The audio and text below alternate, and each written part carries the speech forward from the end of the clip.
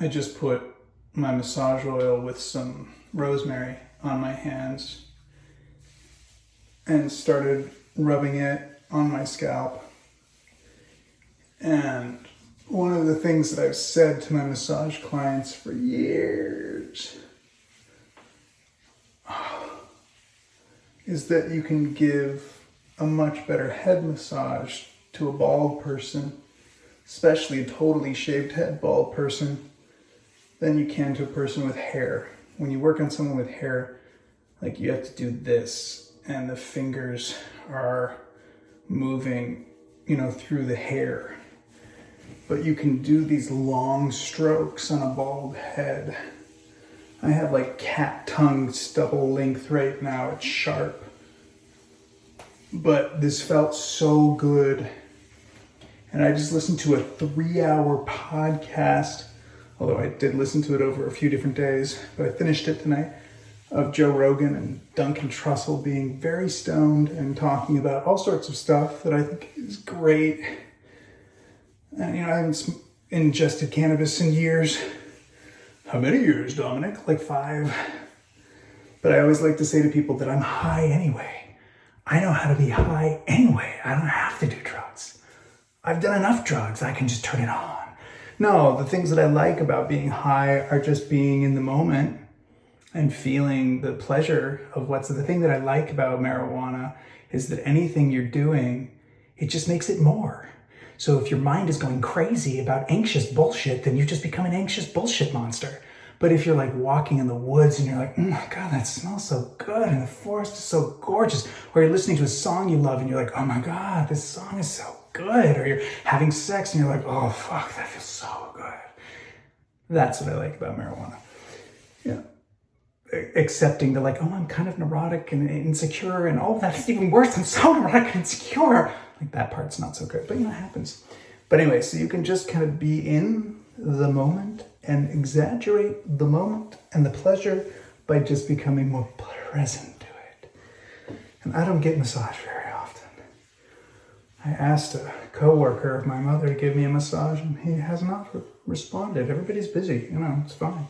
Communication's hard during Mercury retrograde. If it isn't hard all the time anyway.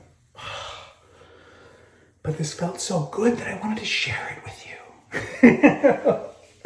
This felt so good that I wanted to share it with you in that contact high celebration of the simple pleasures of being in a body. One of the things that I extracted from their podcast, something that I describe to people a lot, that again, I learned more through Buddhism because I sat for 7 months, over a year and a half, trying to just be in the moment and having Buddhism washing my brain for an hour a day, at least.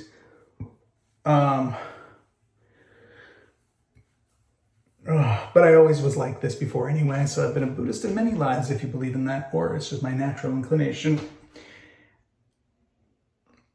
that we are all one. Totally cliche, everybody's like, well, yeah, sure, we're all one. What does that mean?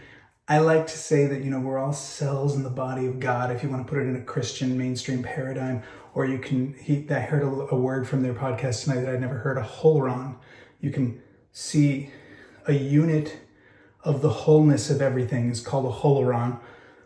And sometimes you can see things from that perspective. And the examples they gave is like why it hurts us when we see a homeless person is on a certain level where like, that could be me. Like all of us know that. And one of the things I've said for years is like, when I see homeless people, I'm like, I'm so glad you're doing that so I don't have to. Thanks, man. You're doing service for the community. Because I'm a homeless person, but not like that. I'm a homeless person like this. And we all have our own trip. So I'm not diminishing their trip. They've got a trip. It's very hard. We all have very hard trips. It's just our version of a hard trip. But anyway, the exercise of looking at anyone and being like, that's me. I'm seeing me from the outside. Every person is life expressing. There's only one being, the entire universe over, all aliens and gods and demons, there's only one being, and that is life. And it's all existing in all these different forms. You can look at a fucking butterfly or a blade of grass or a homeless person or a Hitler or whatever you want and be like, that's me having an experience. And it lets you have more compassion for them. And if you can't go there, just try. Have an experiment. Have an adventure. This is you're talking to yourself right now. This is you that's had this life experience, that is having this life experience right now. You're having another life experience right now. They're both very real. They're concurrent at the same time, just like your liver is independent from your heart, but not really independent from your heart because it's in the same body and they're all working together. All of us are like that. None of us are really independent. We're all working together. Sorry, let me get back to pleasuring myself in front of you. Oh, it's a sex video of me. Oh, massaging myself publicly online.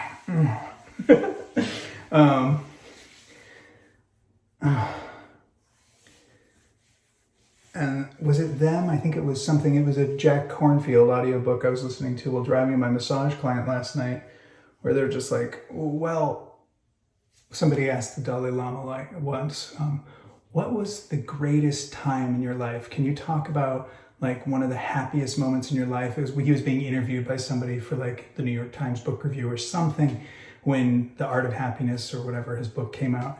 And he was like, he gave it some time, you know, and he contemplated that and he said, now. Because that's the only moment you ever have. There's always this illusion where you're like, oh yeah, I did something 5 minutes ago. And when I was 12, I did this thing. But those are all fantasies, because the only moment you've ever been in is this moment right now. Not to say that time isn't happening, time is an illusion. Time is a function, time is a process, an unfolding, a mechanism, a dimension, sure, it's real. But the only time you've ever been aware of anything, the only time that things ever happen is right now. And so playing that game of like, the only thing that ever happens, the only time I ever get to make a decision, the only time that I ever have power, or I'm a victim, or I'm happy, or I'm sad, it's right now. And if I'm aware of that, then I can make better choices. And then playing the game of like, oh, this is, like if you can just play that, like I am all beings. I said this already in the last video, that I had this client, and I was just like, just relax. Let go of the claustrophobia. I didn't use this term, but I love this. I learned this from the Buddhist retreats. Let go of the claustrophobia of self and be all things. Be the wind in the trees and the night noises and the humming of the washing machine downstairs. Be the ocean crashing against the shore. I can't hear it right now, but I know it's there. I know it's happening infinitely around this planet. More waves lapping against more shores than any of us can possibly conceive. That's you right now. Just relax into it. And give yourself a head massage. Cut off all your hair. And do a better job of shaving every day than me, than this version of you. And make a delicious massage oil that you've like made with your mother and your sister and stuff you bought online and stuff that hippies gave you, and mix it all together over many years. And then put it on your head with a little extra rosemary oil. Use your years of experience massaging other people to make your head feel really good. Give yourself some head, some delicious, loving, joyful head.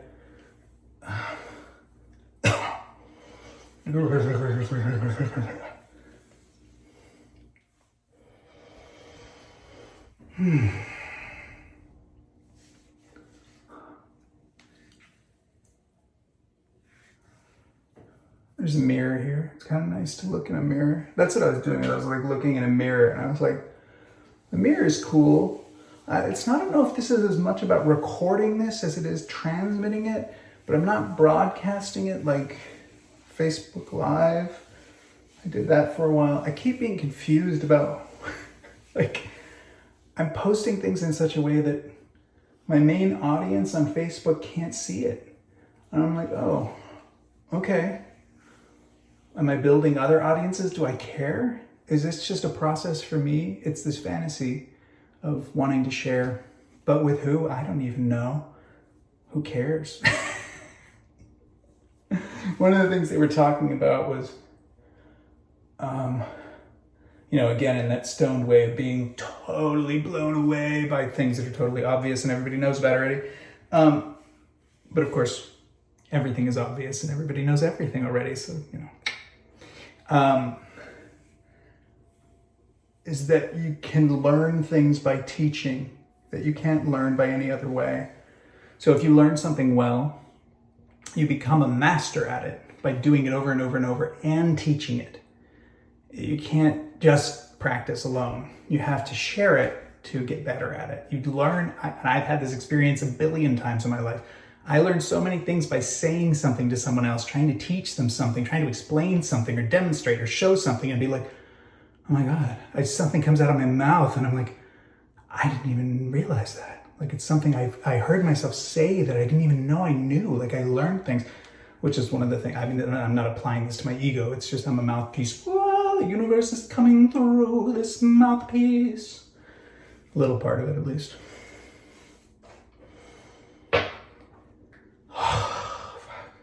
And I had a mind train that said, well, but that's what I want. I want to teach more. I want to teach more. Maybe I can look at it in a selfish way that I want to teach more so I can get better at the things I do. Well, what do you want to teach? I want to teach everything. I want to teach everything that I'm interested in. I want to manifest a situation where I'm teaching every day. It's one of the things on my docket of like when I left New York City, there were various things I wanted to experience.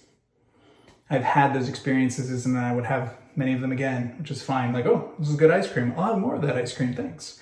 Or if you're a vegan, this is a great carrot. I'll have more carrots like this. Great. But one of the experiences I haven't manifested that I really want is to live at some commune or resort retreat center, like not Kripalu, because I really don't dig that building, but maybe IMS, but I don't know about how anti-sensual they are. I really want it to be more like a sensual vibe, like Kalani, or I don't know if Brighton Bush is the right thing, but someplace maybe I've never even heard of, and someplace maybe in Australia or Bali, or I don't know what the fuck, but someplace I can live for a few months or years teaching, like every day. I was thinking Wildwood in California would be that, but I don't know if the wildfires are what I need to be having the experience of. I don't know. It hasn't manifested either. Anyway, nothing's really fully manifested. So there are a couple people who've been like, yeah, I want you to come and live with me and teach me. And then they don't. That's fine. But eventually something will, because it's something I want to happen. But like, do I need to earn it? You just haven't earned it yet, baby. And I'm telling you now. I don't know. Do I need to earn it?